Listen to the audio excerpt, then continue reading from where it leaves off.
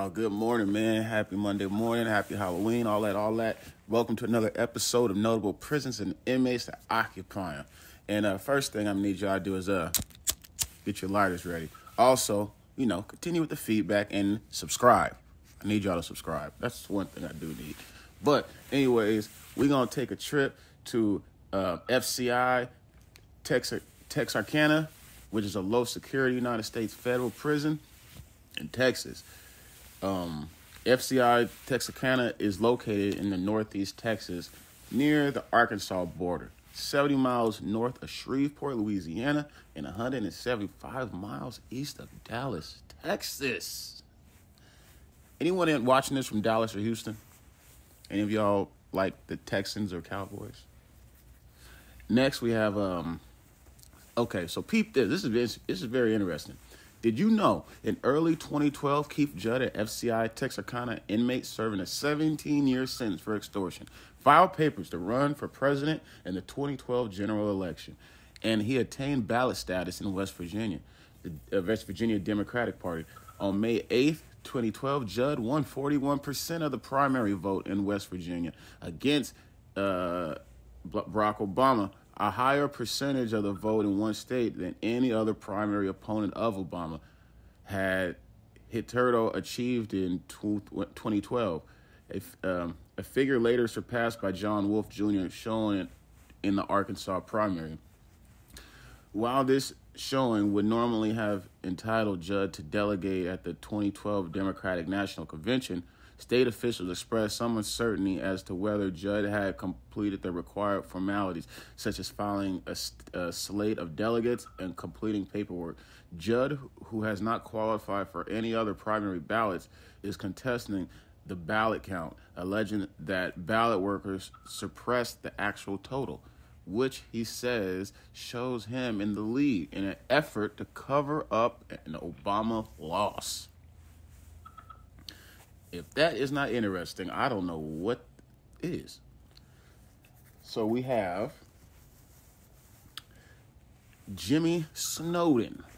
He is a member of the White Knights of the Klan who became a conspirator and participant in the murders of Cheney, Goodman, and Swerner in 1964. He was later transferred to Lompoc, and he was released in 1972. Billy Cannon, who was a Heisman Trophy winner in 1959. He pled guilty to counterfeiting in 1983 for printing $50 million worth of phony $100 bills. I guess he felt since he didn't go to the league, he was gonna make that money, huh? Next we have the GOAT, the legend right here, man.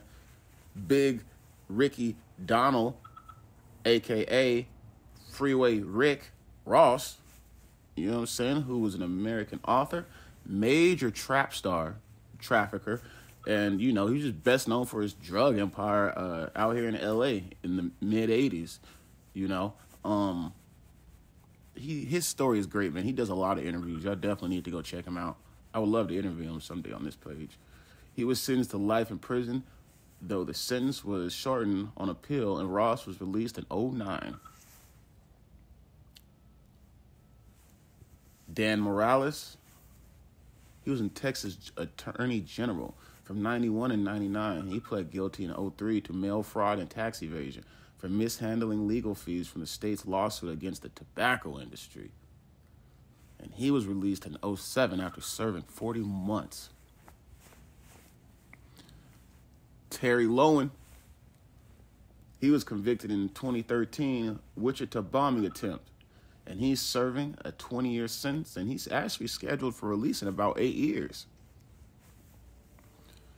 And finally, we have Ray Nagin, who was the mayor of New Orleans from 2002 to 2010, convicted in 2014 of conspiracy to commit bribery, money laundering, and honest service wire fraud for awarding contracts to businesses in exchange for kickbacks in the form of checks, cash, personal services, and free travel. The story was also featured on CNBC television program American Greed. and he's serving a 10-year sentence. However, he was released in 2020 due to COVID pandemic. And I just realized my baby monitor has been beeping this whole damn time. Oh, well. Anyways, I appreciate y'all for watching this episode. Stay tuned. I'll be back. See y'all Friday. Possibly Wednesday if I could, get some extra time. But I appreciate y'all for watching. Stay tuned.